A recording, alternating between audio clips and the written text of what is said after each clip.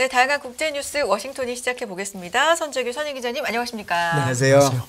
네, 오늘은 따끈따끈한 소식 먼저 해보겠습니다. 브라질 대선 결선 진행 중이었는데 이게 사실 초박빙이었는데 결과가 이제 나왔습니까? 지금 방금 들어온 걸 보면요. 네. 개표가 한 20.9% 정도 이루어졌고 아주 뭐 굉장히 박빙인 것 같습니다. 네.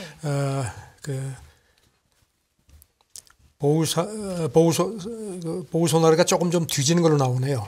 룰라가 51.5%, 보우소나루가 48.5%. 와, 그럼 아직 그리고 지금 모르겠네요. 로이터 분석을 보면요. 네. 룰라가 노동자당 소속인데 네. 그 지역이 좀 개표가 좀 늦는답니다.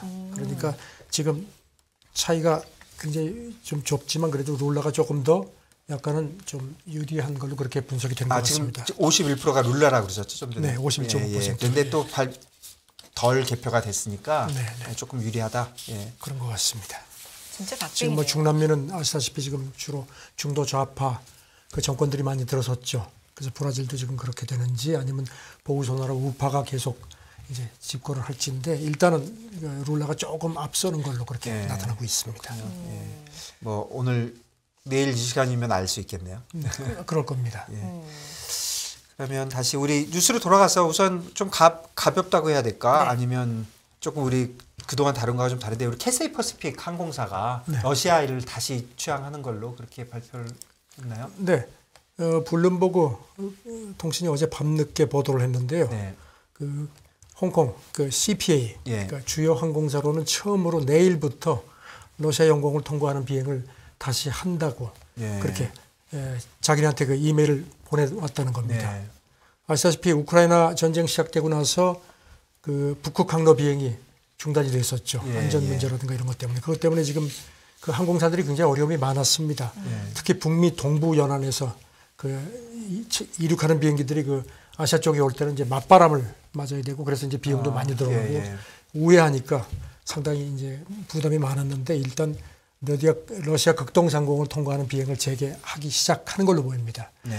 이렇게 하는 게 조금 뭐 우크라이나 전쟁 그 문제하고 조금 좀 관련이 있는지 모르겠습니다. 아시다시피 러시아도 그 우크라이나 전쟁 관련해서 유럽하고 미국 항공사들한테 자기네 영공을 폐쇄를 했었죠. 네. 그렇게 했는데 일단 뭐 CPA는 로이터가 좀 자세한 내용을 취재하라고 했더니 뭐 더 응답을 하지 않은 걸로 그렇게 보도가 됐습니다. 예, 그렇네요. 그 캐세이 그러니까 CPA 캐세이가 그런다니까 좀 캐세이는 어쨌든 홍콩 회사고 뭐 중국 회사는 아니고 또 아시아에 있고 하니까 이런 일이 벌어지면 제일 먼저 시작할 수 있는 항공사처럼 생각이 되는데 어쨌든 이게 좋은 쪽으로 풀리기를 바랍니다. 네. 러시아 얘긴데 러시아가 곡물 협정 보이콧을 선언했습니까? 이게 계속해서 좀 여러 가지 얘기가 전해지고 있는데요. 지난 토요일에 러시아 국방부가 그 주장이 그 크림반도 남쪽에 있는 항구 세바스토폴에 있는 흑해함대를 우크라이나군이 드론으로 공격했다. 그리고 자기들이 이제 그 격추시킨 드론을 꺼내 보니까 거기 그 내비게이션 그 모듈이 캐나다제다. 뭐 이렇게 또 주장을 했습니다. 물론 이제 여기 대해서 우크라이나는 그거는 자기네가 거기서 폭발 사고가 있었는데 그걸 우리한테 덮어 씌우는 거다 부인을 했는데요. 일단 그러면서 곡물 그 수출 협정 더 이상 이행하지 않겠다. 저희가 계속 얘기하던 그거죠. 연장하는 거. 네.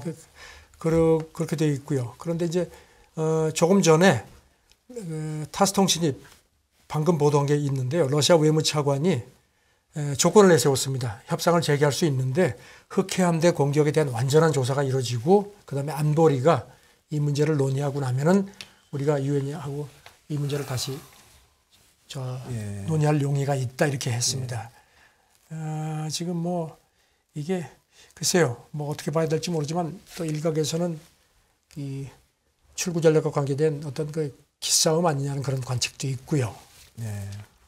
그 곡물 협상을 다시 또 카드로 그리고 또 지금 들어온 걸 보니까 이제 그 아시다시피 공동조정위원회에서 이제 튀르키예, 우크라이나, 러시아, 유엔 이렇게 해서 이제 그 입출항 그런 걸 이제 검사를 하고 그랬지 않습니까? 이게 보니까 오늘 그 이제 러시아는 지금 빠졌습니다. 빠졌는데 나머지 3자가 오늘 14척, 12척은 이제 그 떠나도록 하고 2척은 입항을 승인을 했다. 그래서 자기네가 러시아에 통보를 했다고 했는데 글쎄 러시아는 지금 거기 우리도 뭐 끼지 않겠다고 했으니까 또 어떤 반응을 보일지 모르겠습니다. 예. 일단 뭐 지금 그동안에 곡물 수출이 7월 22일부터 타결돼가지고 이제 다음 달 19일이 이제 종료돼서 네. 그동안에 연장하는 협상이 이루어졌는데 이제 조금 악재가 나온 거죠. 일단 한 900만 톤 정도가 수출이 돼 왔는데 유엔 쪽에서는 네. 그동안에 간신히 이런 그 개도 쪽에 그 식량난 조금이라도 좀 개선이 됐었는데 이건 안 된다. 예. 그래서 빨리 돌아오라고 하는데 러시아가 뭐 이런 조건을 내세웠기 때문에 쉽게 그 재개되기는 힘들지 않을까 싶기도 합니다. 예, 이 문제가 그래도 좀 좋은 뉴스였는데 이게 네. 조금 그러게요. 또 걸림돌이 생겼네요. 그럼 좀 같은 뭐 비슷한 맥락인데 그 전술핵 배치에 관련돼서 또 미국과 러시아 갈등이 있다고 전해지는데요. 네, 그 영국 텔레그래프하고 미국 정치 매체 그 폴리티코가 잇따라서 네. 보도를 했는데요. 지금 뭐 가뜩이나 지금 미국하고 러시아 간의 긴장이 고조된 상황인데 미국이 오는 12월 이르면은 12월부터 나토 유럽 기지에 있는 그 정밀화된 전술 핵무기, 그러니까 전술 핵무기가 이제 좀 작은 거죠. 네. 그러니까 한 100기 정도를 지금 조기 배치할 것 같다. 뭐 일각에서는 뭐 일부 배치가 시작됐다는 얘기도 있고요.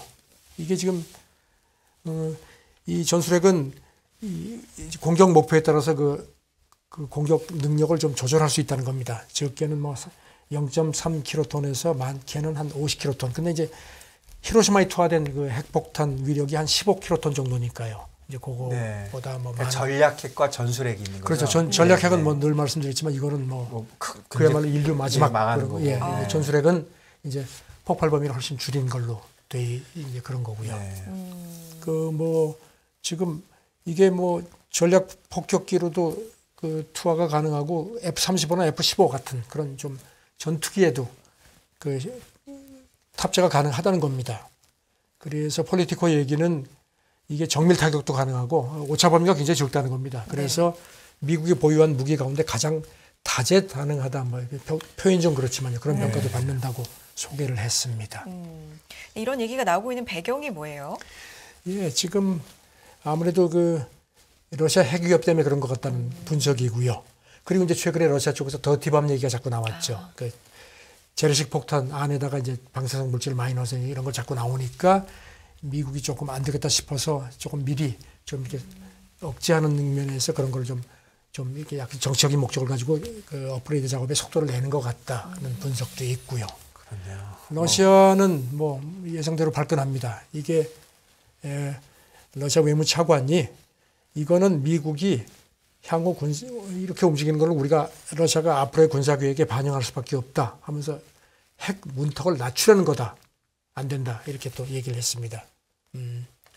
그렇네요. 어쨌든 이제까지의 전쟁은 그래도 핵 없는 재래식 네. 전쟁인데 네. 뭐 아무리 전술 핵이라고 하더라도 한번 쓰기 시작하면 지금 뭐 독일하고 이탈리아 같은 데 있는 그 유럽 나토 기지에 이 전술핵 한 100기 정도를 지금 배치하고 있다는 그런 그 보도도 나왔고요. 네. 원래는 내년 봄에 하려고 했는데 이렇게 이제 아까 말씀드린 것처럼 이런 이제 돌발 사태가 생기니까 조금 앞당긴 것 같다는 관측도 있고요. 네. 미국과 러시아 전술핵 배치 문제로 또 마찰이 생겼다라는 내용이었고 이번에는 중국과 러시아 네. 관계 얘기를 좀 가볼까요? 여기는 어떻습니까 분위기가? 일단 뭐 그 시진핑 상기 출범하고 나서 네. 그 푸틴 대통령이 발빠르게 그 시진핑 축하한다는 전문도 보내고 잘해봅시다 이렇게 했는데 중국도 바로 화답을 하는 모습입니다. 왕이 중국 외교부장 이 사람은 전에는 이제 국무위원인데 지금은 이제 공산당 중앙정치국원으로 네. 이제 진급했죠. 소통을 했다. 지난 그 중국 외교부가 밝힌 걸 보면 이제 지난 금요일에 하는데 그 전날 라브로프 외무장관하고 이제 소통을 했다 하면서 이렇게 얘기를 했다는 겁니다. 푸틴 영도하에 러시아가 어려움을 극복하고 국제 무대에서 대국 지위를 더 확립할 수 있도록 우리가 적극적으로 지지한다 이런 얘기를 했고요. 한 걸로 나왔고요. 그 다음에 이제 중국하고 러시아의 전진을 막으려는 어떤 시도도 성공하지 못하게 할 거다. 뭐 통상적인 얘기 같은데 저는 네네. 전략적으로 협력을 더 하겠다는 걸 강조를 했습니다. 라브로프도 뭐 중국하고 여러 분야에서 접촉을 강화하겠다. 그리고 다자 협력을 심화하고 아시아태평양 지역의 어떤 그런 공동 수호 이것도 또 덧붙였습니다. 그다음에 이제 그 우크라이나 사태를 포함해서 관심 있는 국제 지역 문제도 의견을 교환했다. 그러니까 이제 이게 아마 북한 문제도 논의를 했다는 것 같아서 상당히 좀 이 부분이 궁금합니다. 네. 예, 뭐 그리고 이제 덧붙여서요. 중국 외교부 대변인도 특히 러시아가 우크라이나 그리고 미국하고 대화 협상을 다시 하기를 원한다는 입장을 우리한테 밝혔다. 그래서 중국도 이걸 적극 환영한다. 그래서 이제 어떤 그 아까 말씀드린 여러 가지 그 출구 전략 관계에서 조금 좀 어쨌든지 지금 뭐 전쟁이 아직까지 그렇고 뭐 핵 위협도 여전히 가라앉지 않고 있지만 어쨌든지 조금씩 이렇게 출구 쪽으로 더 가는 그런 모습은 좀 더 완연해지는 게 아닌가 이렇게 관측도 됩니다. 그러네요. 뭐 중국하고 미국도 사이가 좋지는 않지만 러시아하고 미국이 더 나쁘니까 지금 좀 중재가 됐으면 좋겠습니다. 네네. 그렇습니다. 그리고 합성 암모니아 이게 뭡니까? 이게 그러니까 저 예. 질소 비료의 아주 핵심 요소라고 합니다. 네. 그런데 그 질소 비료 생산 비용의 한 많게는 80%가 이 합성 암모니아 이게 차지한다는 겁니다. 그러니까 암모니아로 질소 비료를 만든다는 거죠. 예. 그런데 중국이 세계에서 제일 많이 생산을 하고 수출도 하는 모양입니다. 그런데 이제 그 동안에는 그 유럽이 이제 그렇게 막 많이 이제 소비를 안 했는데 이 합성 암모니아 수출이 중국에 지난달에 한 5만 8천 톤 이게 한 해 전보다 무려 490배 정도 증가했다는 겁니다. 이게 이제 중국 그 최신 500배가 늘었다 이거죠. 500배 가량이요. 그러면서 이제 이게 아무래도 그 우크라이나에 대한 그 서방 제재에 대한 보복으로 러시아가 이제 유럽연합의 그 LNG 수출을 조였지 않습니까? 네.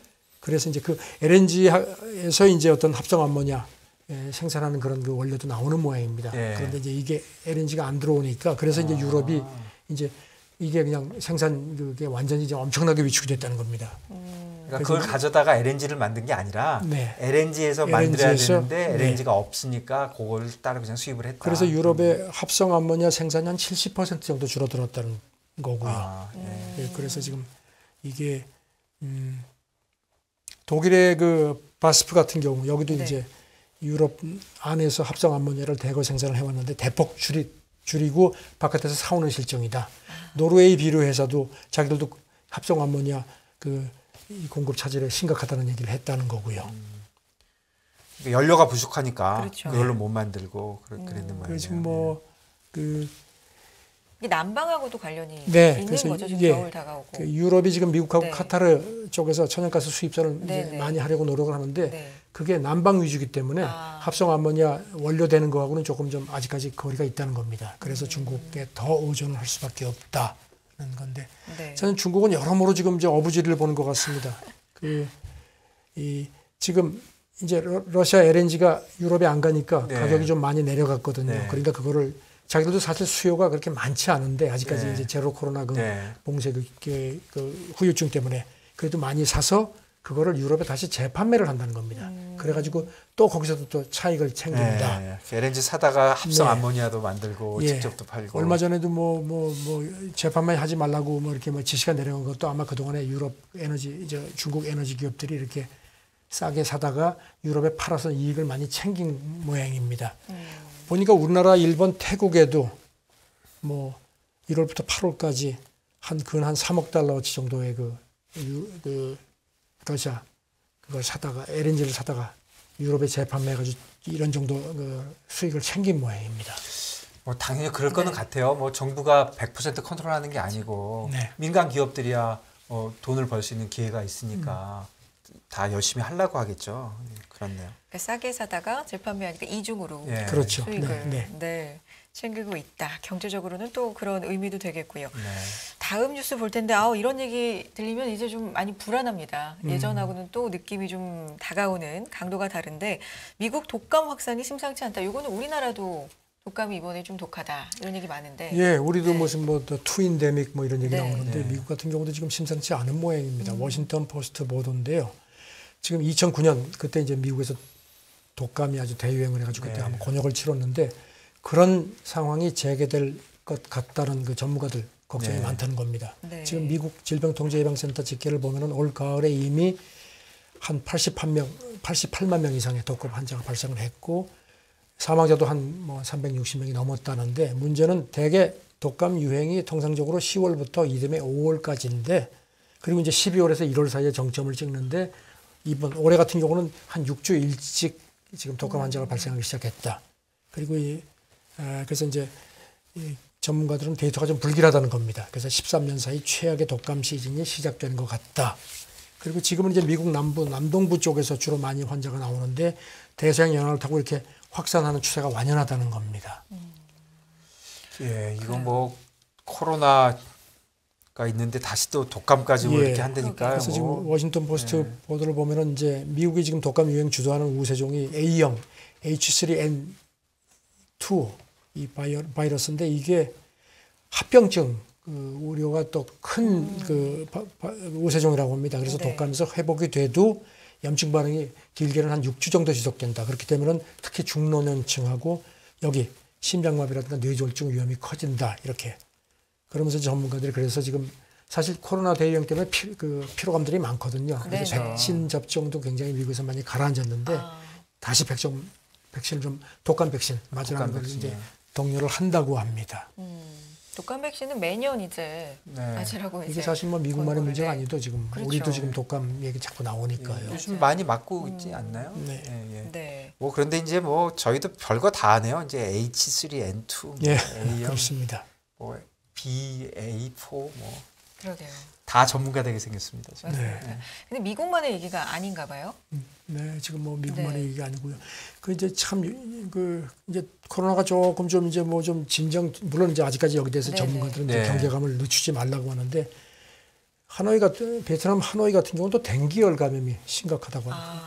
지금 뭐 지난 한 이달 초부터 한 20일 지난 20일까지 뭐 매주 한 1,000명 정도 확진자가 나온다. 네. 작년에는 그래도 댕기열 사망자가 베트남에서 안 나오는데 올해는 벌써 사망자가 한 12명이 넘었다고 하고요. 네. 그래서 4달 중순 정도면은 정점을 찍을 것 같다 하는데 지금 세계보건기구도 베트남이 세계에서 두 번째로 많다. 가장 많은 데는 지금 보니까 브라질이네요. 지난 8월까지 한 근 200만 명 감염됐고 베트남이 두 번째고 필리핀도 한 8만 명이 넘는 걸로 감염자가요.